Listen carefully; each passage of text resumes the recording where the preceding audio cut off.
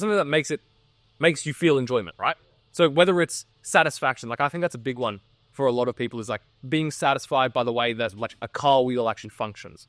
Or if you're very like interested in how cameras work, you actually have an appreciation for it.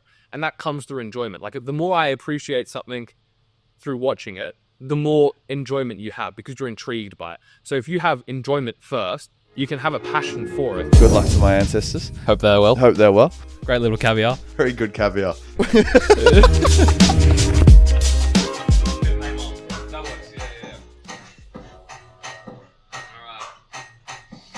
Well, boys, there's a lot of cameras. 1, 2, 3. There's a lot of people. 1, 2, 3. There's only one dog, but it is what it is. So no Jack today. Jack is unavailable. I guess that's what we say. But we'll do another solo episode. Probably a few more of these coming up. But as things ramp up on the app side, time is scarce and we keep moving. Just get 1 hour a week and we're doing the bare minimum. Things are moving there nicely. So on the investment side of the SCULPTED app, things are looking good. On live free side, things are looking good. I recently just got a new job in Sydney. And no, not in Sydney. I recently stole my job in Sydney. Yeah, so getting things moving. This podcast episode, it's a little bit free for all, although I do have a few points. And like the last few weeks actually has been a little bit deep. Normally we have like a little bit more lighthearted stuff, but as we are actually, boys, can we guess what episode this is? Are we in? Give us the 100. Which 100 are we in? We're in 100 upper hundreds. 189. Oh, it's not bad. I was gonna say 178. Oh, it's not bad. I'm big fan of the pod. Have a listen up. 174. Arden's the closest. It's 170. Oh yeah, you know. So 170? No, but 170. That's some big numbers. That's essentially that's one podcast every second day for a year. That's a lot of podcasts. Is that right? That's right on that? No, almost. But yeah, we're almost 2 years and a bit in, so things are moving. And thank you, Arden. 2.14. It's good. Maths, I love it. And yeah, we're moving along nicely. Now, make sure you do like, subscribe, all of that stuff. Download the SCULPTED journal as well. We've got over 100 downloads on that, which is nice. So we're getting a lot of feedback for the app at the moment. There's a few people who are going to be testing out the app as well as we go. So yeah, please feel free to do all of that stuff. Help us out on that side. There's some really cool stuff.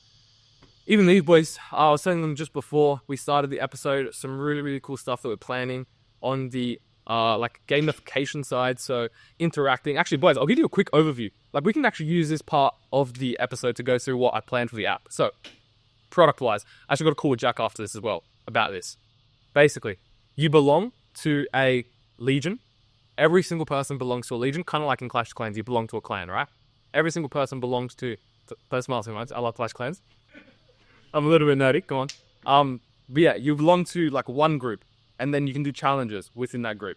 So you then earn coins in each league that you progress to. So if I'm in the first league, then I have like 10 challenges and I earn gems. And in those gems, I can then purchase for ×2 multipliers on the currency. I think I've explained to you guys the currency before, how you can earn the currency within the app.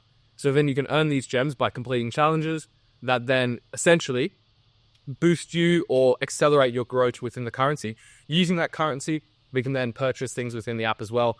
As you guys know, the clothing line, whether it's a partner brand, whether it's a discount, something like that, you can then accelerate your growth within the marketplace. And within the challenges, we can put money on the line with gems, and you can say, we all put in 50 gems into the prize pool. Winner takes 100, runner-up gets 50, the next runner-up gets 30, and then that can help the person really accelerate their growth within the app. So there's a nice bit of community there, and really gamifying it. Now that's a lot further down the track. I've been doing a lot of the like technical side recently. Not developing. I'll leave that to Big Ups Moreau, friend of the pod. We can leave that in because he actually is a friend of the pod. Spoke to him recently. Big Ups. Yeah, Big Ups. Can we get a Big Ups for Big Sammy? Yes, I will. The bigger. Decent sable. These yes. And actually, I hope that he is listening. I had a chat with him the other day on. He's actually a beast. Do you know much about what he's doing now? He's actually a beast. He'll be blushing right now. Yeah, he will be blushing. And I might just send this to him. He's actually Very good guy. But yeah, so big ass sense friend of the pod. Hope as well. So yeah, that's cool. Getting a lot of the gamification stuff going, and it takes its time, but I'm doing all the designs myself. And you probably don't even know that I do UI UX design now. Do you know what that is? Mobile app designs. So designing the like UI of the, basically like if you're in Notion app, you're in Notion now. Yeah. Basically, I design like that part of the app, and then I hand that off to the software developers to then create.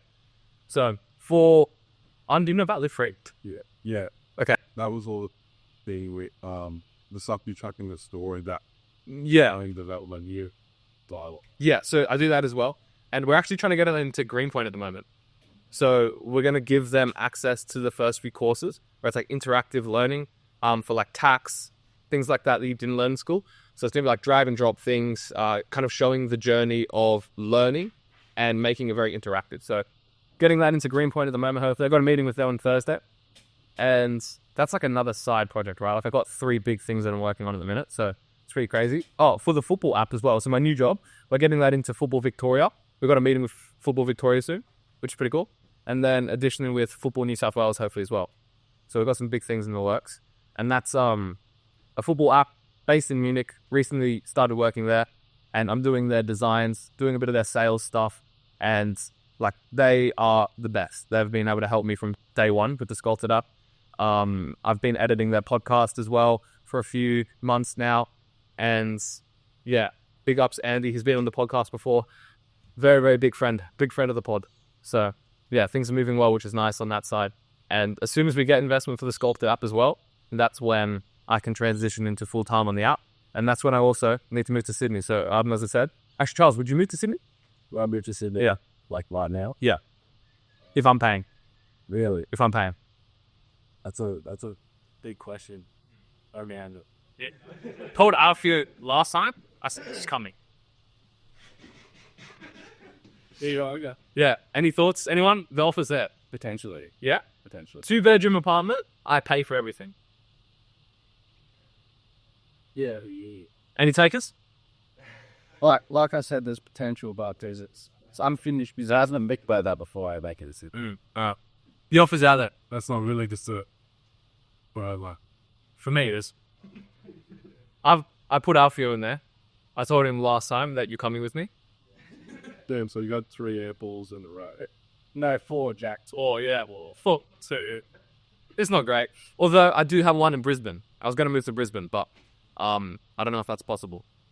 Because Maybe not at this stage, but in the future. yeah. Exactly. Yeah, that's the big thing. So, we'll see. But Brisbane could be nice. We want to move to Gold Coast eventually. Have HQ in, yeah, Port. What do you mean? Good. It's so funny, because you like see Alfio ramping up the joke. Like he starts, It's like a cookie. yeah. But yeah, no, we've got things moving, so it's very, very exciting. The goal for this as well is to look back at these podcast episodes and think, it was great to do all this, and look at where we are now. That's the goal. So hopefully things will go in the right direction. There's also some other exciting stuff, Alfio, what I was telling you about on the other side. So a 4th project, because I don't have enough time on my hands. Basically providing solutions for tech companies or just companies alike, where we essentially build infrastructure and make some pretty valuable products. So there's a few things that are in the works, but yeah, it's exciting to do and be part of. So it's good to get these things moving. But nonetheless, what we got this episode, Whoop Challenge we no longer do because Jack, you don't even know about this actually. Jack forfeited the Whoop Challenge. Why? It just kept moving. He kept losing. So and he was winning in the first few months. It should be like that. My brother's not in the keeping. Yeah. Oh, we love. That's actually one of our favorite parts. For Shane. There's no sound of Shane. The poor guy will hear the defending, but Yeah, and we'll keep it as that as well. We love to say all these things about Jack behind his back. We actually don't. But Jack does bet us. Woo. No, it was just Jack and me. So we were competing, and then is that not it? yeah, that's it. Yeah. Yeah. Pretty close. Yeah, and so we were very against it in the beginning because they're almost a competitor. But now it's like we just will bleep the word. Yeah.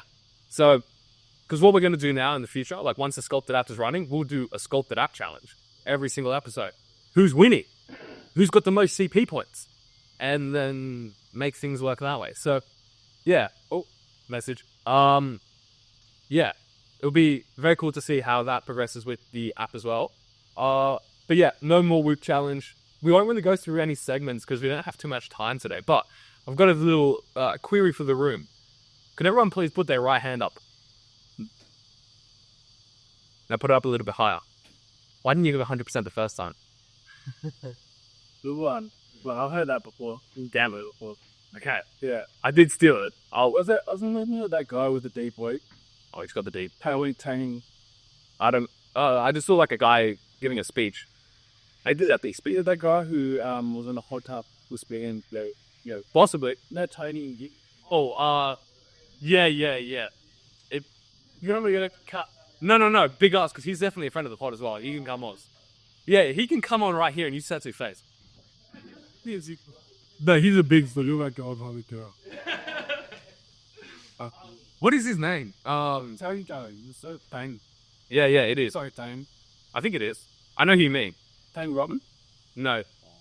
Oh wait, no. Wait, what? Maybe it is. Yes. Yeah. Okay, sweet. So yeah, he I don't know if it was from him. He may have said it. But long story short, why didn't you give 100% the first time? Would you say that you boys... When was the last time you actually gave 100% to something? Yesterday in the gym. Yeah? Yeah. 100%. 100%. On? Every set. Probably at work.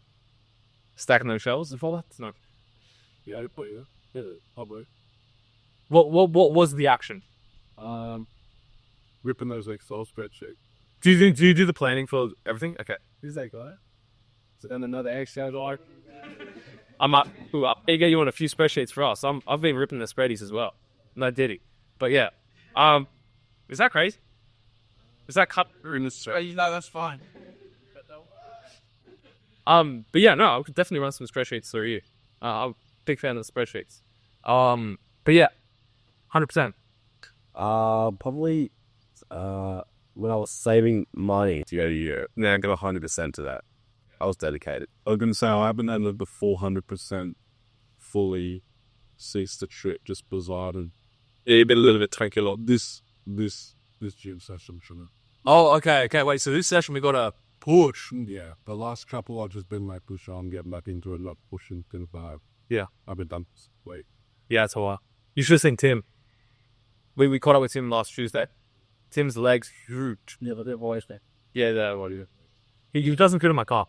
Better our team, isn't it, dude? Shout out Tim. I was going to say, to be fair, I'd say about 80% thing they'll do, I don't know, 100%. That's the next thing. So it's energy conservation in my opinion. I get you in energy conservation, and that's definitely a misguided thing. Like saying to give 100% of everything. Like if you go into my room will be messy.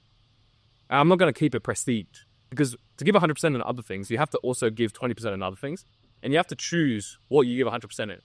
So my biggest piece of guidance there is choose your regrets wisely. Like my room has a very low ROI. Now I'll keep it tidy sometimes when I get the time, but it's not a number one priority of mine. Like that's a funny thing that I think, like Jordan Peterson will always say, yeah, make your room tidy.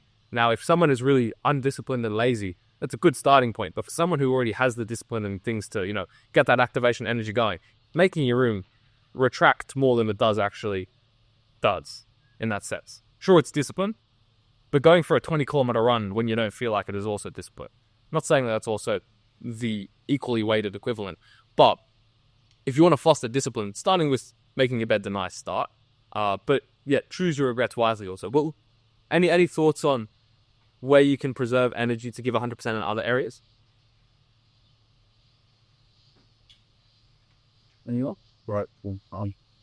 I was just going to say maybe, like you said, in those little mundane things that don't need 100%, like you don't need to be hanging your clothes at 100 miles per hour. Oh, facts. You know what I mean? Yeah. Or picking up boat shit, like you're, Like, yeah, just score. Passionate. Yeah, you don't need to be passionate about it. That sort of thing. But in terms of the end thing, I think it's 20% of this falling bias because where you have passion, you're always going to have a higher percentage of that. But You believe in passion though, right?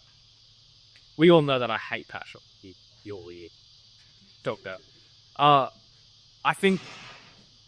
No, you go. Good. No, it's very good, bro. No, but you gotta give your reason. You want me to go into it? It'll be that quick. Okay. I believe that you can be passionate about anything. I think that if you're competent enough, you enjoy it enough, and you are fulfilled enough, you can be passionate about anything. So the same passion that I give to something, like it's not like I don't believe in passion. You can be passionate, but I think that I could also be passionate about videography if I cared enough. In terms of if I was competent enough, I start to enjoy it more. The more I enjoy it and the more competent I am at something, the more fulfilled I start to become. Because you have a level of achievements through competence and enjoyment that makes you fulfilled. And that's what, in my eyes, passion is. Passion is a sense of fulfillment and love of the game. And if you do become more competent at it, because out of anyone here, you would remember how bad I would have been at football. It's part of an lazy passion. I say it as to be provocative.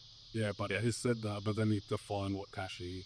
Yeah, but it's also, passion is transferable. Like, I say that in a provocative way to just piss people off.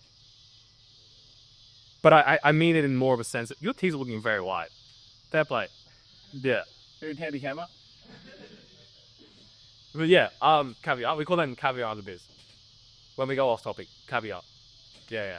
So, yeah, passion, like, don't get me wrong, you can be passionate about something, but I think saying that you have a passion, that's another thing. I don't believe in having a passion.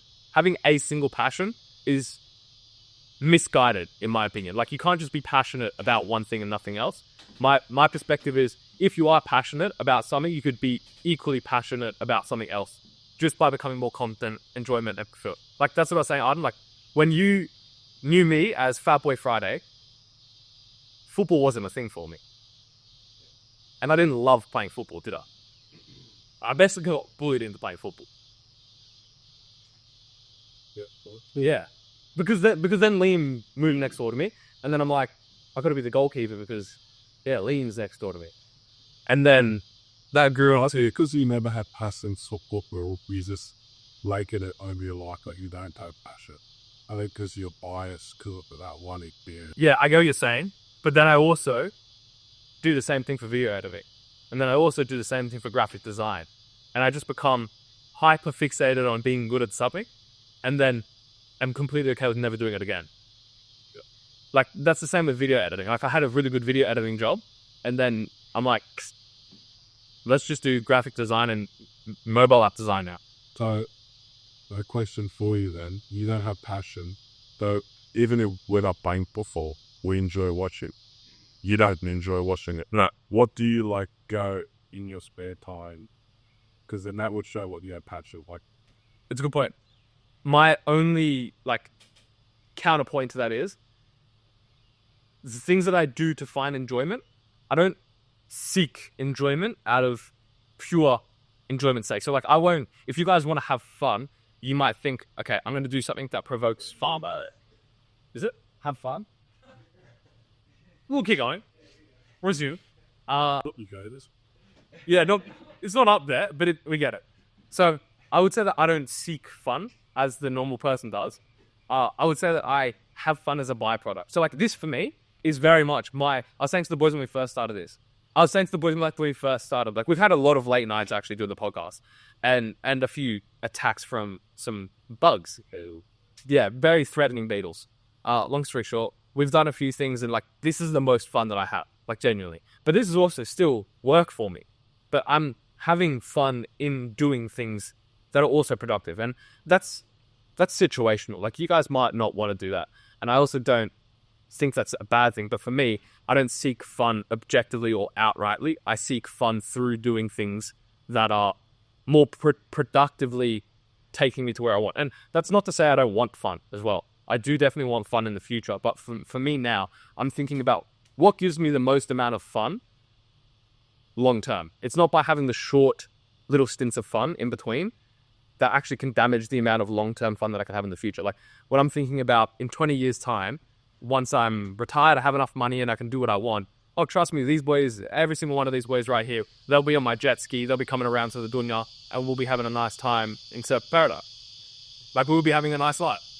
And that's the type of fun that we can have once, right now, there's a few years of struggle for 20 years of success. And in my opinion, 5 years of struggle for 20 years of joy is better than 1 year of joy and 20 years of struggle. because that's my opinion on it. Short-term pace, long-term gain.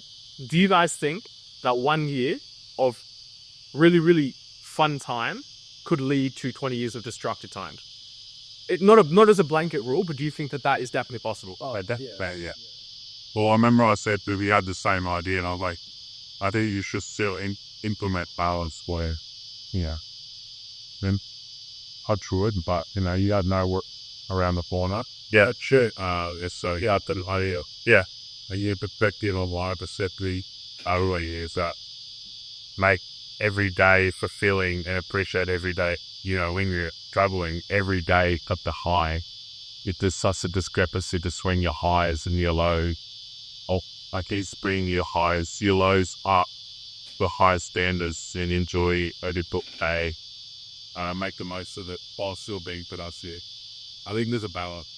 Yeah, I know you are very regimented and you see the future, but I don't think you may. I don't disagree. I would say though that to live an exceptional life, you have to do exceptional things, and I would say that there's a currency of which is unquantifiable, which is like the sacrifice now for the returns later. How do we actually quantify that? Because I could spend 20 hours running a marathon, and I'm thinking I'm sacrificing so much, but does it get to where I want? And these are unquantifiable things. And I think in that case, I actually agree with you. Although the execution is what may vary. So like for you, what would you say if you were to prescribe me that level of balance? What would you say that looks like in my life? I think your downtime's probably more your multiple kind of does. Yeah. Allowing like a bait where you use it. You don't have to be over beating it. You do. I don't know, you be present for a bit and then you get back the next week maybe. I actually do that. So on a Sunday, I always have a rest day.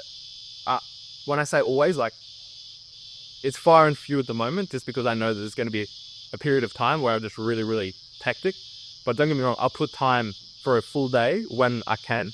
Like once a month, I should be at least having a full day. Recently, it's been like a little bit broken up. But yeah, I do that on a Sunday and I try and just do absolutely nothing. Like I think maybe during lockdown, I don't know if you did it. I'd always play Minecraft. And I just play Minecraft for a full day and just waste a day playing Minecraft. I'm not going to lie. That was me also being disciplined because I didn't necessarily love playing every second of Minecraft. But that's the type of thing that I actually see that as purposeful de-optimization. Have you heard of that? Where you're purposely de-optimizing to be more productive. I've always had that in there. Would you say that's what you're thinking? Yeah, I just think You don't know what you're thinking? I agree with that. I think we just move, that casualty. Because this teachers you're doing the same, obviously working for the final goal. Like, when it was like, okay, delays, well, that's says, like every day you can remember everything so you did every single day. And I know that an extreme of what you experience, but they're doing repetitive stuff. Which I mean, there's always repetition in life, but days roll is the week, month roll in any. So kind of go to that, money's stopped and Develop out, yeah. I agree with you. One thing that like I always try and do amongst that as well, because you've also explained a little bit of like getting lost in the process, and getting lost in the process is a nice thing. It's comfortable, and Jack and I speak about this a lot. Like if you get so lost in the process, your reality becomes really, really different. So what pains me, and the things that I may have previously seen as pain, no longer feel like pain because I'm just used to it now. And what I now know is my homeostasis is of pain 24/7. And I'd say that like that's a nice place to be, but then you also need to switch it up because you may just be doing the same thing for repetitive sake. And if I was to draw, images of anything for 24 hours a day, I'm just drawing these images, and I'm hoping that it's going to get me somewhere. And by 20 years later, I'm the best at drawing these little icons, but it's got me nowhere because I didn't think about how I'm actually, what's the end goal about? And you're kind of just doing it for the sake of doing it. And I think that's very important. It's a good point. There was another thing that you said that was making me think of sustainability and like productivity for efficiency's sake. I can't remember what it was, but I think it was around the days that we have taking things for granted and like being grateful for the present moment. I can't remember exactly what it was, but I think we spoke about this when you were first going over to Europe. Or maybe it was with Tim, Alfie, I don't know. It was with someone when you were about to go to Europe. And I was saying that, like, you'll come back with a different perspective. Because I definitely felt that. Oh, maybe it was you. In Charlotte. Yeah. You'll come back with a different perspective on life. Like, that, I mean, I'm being very fortunate to travel a lot since a very young age. And I learned a lot by living overseas and doing things differently. I think that that's very true. Definitely getting lost in the process is that. Maybe we both echo the same thing now. After coming back. Yeah. Would you say that that's a very high ROI for you? Return on investment. Yes. And that I think my change in perception of being obviously work is there and work funds the trips back. I think doing it while you're young, while still like don't get me wrong, I'm doing a good job. I'm not the shop.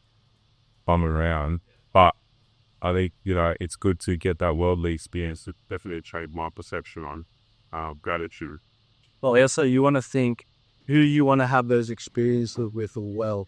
Like, you don't want to be just going somewhere for the sake of going somewhere with a random group of people that you don't even know. So, like, maybe you do, but... Yeah, I feel like backpacking would. Yeah, exactly. But me personally, I want to have those experiences with people who I enjoy being with and people who I love.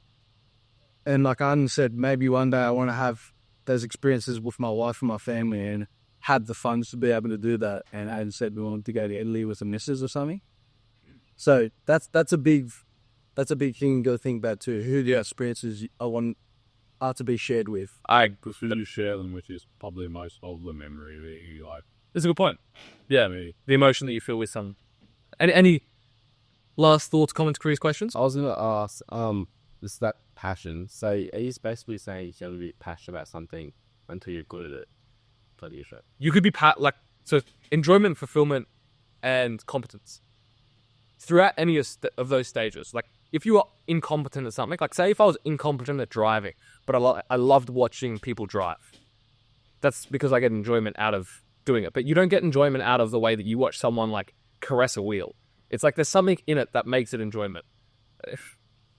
I'll keep going. Like there's something out of it that makes it enjoyful. Enjoyful is that? There's something that makes you feel enjoyment, right? So whether it's satisfaction, like I think that's a big one for a lot of people, is like being satisfied by the way that like a car wheel actually functions, or if you're very like interested in how cameras work, you actually have an appreciation for it, and that comes through enjoyment. Like the more I appreciate something through watching it, the more enjoyment you have because you're intrigued by it. So if you have enjoyment first, you can have a passion for it, but then you will become more passionate about it through competence. Like say, if you were to become more passionate about camera style, you'd figure out how the cameras work because you find an enjoyment through learning more about it because you've got an interest in it. And when you have those two aligned, you then feel more fulfilled because you then get better at your interest and what you're doing. So like, in my opinion, I mean, I could deconstruct anything, any objective perspective on that. I think I do what you mean with saying like, any of those leads to the rest, which will then lead to more passion. Yeah, and that's what I mean by like, see passion not as a net sum game. So like, it's like, you can't be just passionate about one thing. You could be passionate about, imagine that is one camera. Imagine this is another camera and this is another camera. And all three of these things are different objectives. Let's say it's like football, Minecraft, and making mobile apps. So that's next break. So if I was to be... That's number one. Oh, cool. Yes. It's a Minecraft. What do you say? So yeah, say if this is the three, and if I was to think, how am I going to be passionate about them? If I love watching Stampy Longnose, which we all do, right? Just that put him out. We all do. Yeah, we love Stampy. Just me. So if we all love watching Stampy Longnose, then just watching football and understanding it. So like, if you're watching football and you love watching football, but you hate playing it, you have a competence for understanding it and have an appreciation for it. So like, you could almost exchange enjoyment or fulfillment through appreciation. It's like if you really appreciate watching something, but you are incompetent at it, you could also just interchange that with one of those three if you don't do the objective action itself. You can't be passionate unless you feel enjoyment, competency, and also fulfillment. Enjoyment, fulfillment, competence. And if you had this three, then you're classified as passionate. Any one of these could make you passionate, but like the most passionate version of yourself would be where all three are working together. So I'm saying that if you were to if I was to say, see that glue gun right there?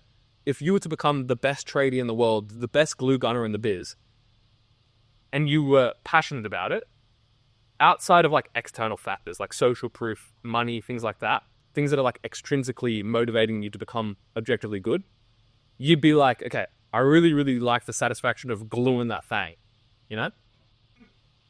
Can I get like a Drake thing in there? Because that was really zesty. That's what I thought. There we go. So if you're gluing it and you get a lot of satisfaction out of it, then the objective of gluing it gives you the sense of enjoyment.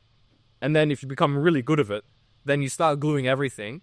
And, you know, soon enough, that ridge is glued, you enjoy it and you become really competent at it. And then now you get a sense of fulfillment because you become more competent at it and you enjoy it more. And then you're like, all of a sudden, I really, really love doing what I'm doing. So from something that you had no passion for, all of a sudden you became passionate about because you just became better at those three things. And I think that you can then do that about like, I don't know, putting a deck together, making computers, things like that. Does that make sense? Yeah. Thoughts, comments, queries, questions? No. Wrap it up? Yeah.